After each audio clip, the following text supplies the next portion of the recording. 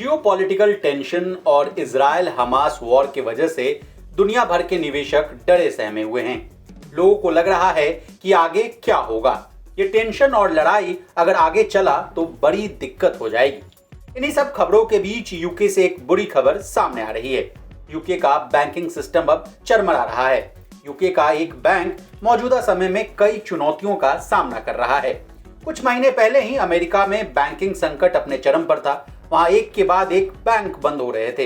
अब लगता है कि यूके की बारी है। क्या है पूरी खबर और कौन सा बैंक है जो चुनौतियों से गुजर रहा है, ये सब बातें जानने के लिए आपको हमारा ये वीडियो अंत तक देखना होगा।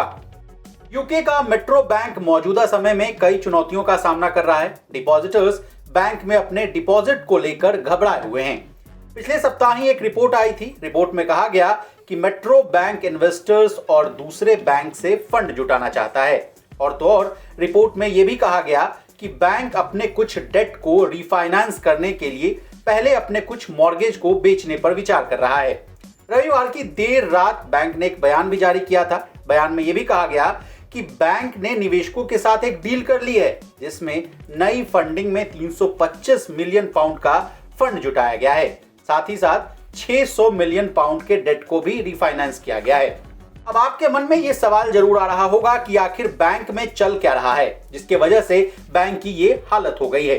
तो चलिए आपके इसी सवाल का जवाब देने की कोशिश करते हैं। साल 2019 में एक अकाउंटिंग स्कैंडल के बाद बैंक को हाल के सालों में कई चुनौतियों का सामना करना पड़ रहा है, जिसकी वजह से बैंक के कुछ शीर्ष अधिकारियों को कंपनी तक छोड़नी पड़ी। एके जेल के इन्वेस्टमेंट डायरेक्टर रस माउल ने कहा कि तब से लेकर बैंक प्रॉफिटेबिलिटी बनाए रखने के लिए काफी संघर्ष कर रहा है।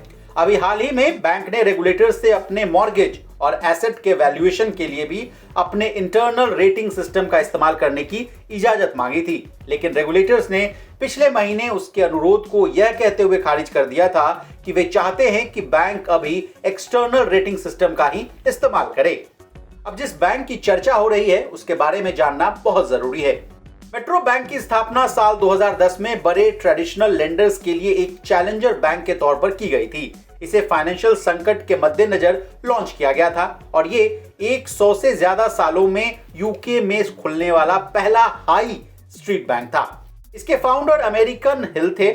उन्होंने उस समय कहा था कि वह चीजों को अलग तरह से पेश करना चाहते हैं, इसलिए बैंक ने कस्टमर फ्रेंडली सुविधाओं की पेशकश की, जैसे कि हफ्ते में 7 दिन बैंक को खुला रखना और यहाँ तक कि अपने कस्टमर्स के पालतू जानवरों के लिए पानी के कटोरे और कुत्ते के बिस्किट का इंतजाम करना। वर्तमान में मेट्रो बैंक की इंग्लैंड और वेल्स में 76 शाखाएं हैं, यानी ब्रांचेस हैं। और जुलाई में बैंक ने कहा है कि 2024 और 2025 में इंग्लैंड के उत्तर में 11 और शाखाएं यानी ब्रांचेस खोलने पर विचार कर रहा है। अब जरा इसके शेयर पर भी बात कर लेते हैं। मेट्रो बैंक को जैसे ही मॉर्गेज और अपने एसेट के वैल्यूएशन के लिए इंटरनल रेटिंग सिस्टम का इस्तेमाल करने की इजाजत नहीं मिली, उसके बाद बैंक का शेयर 30% तक गिर गया। एक महीने के चार्ट को देखें तो शेयर 51% तक टूट चुका है।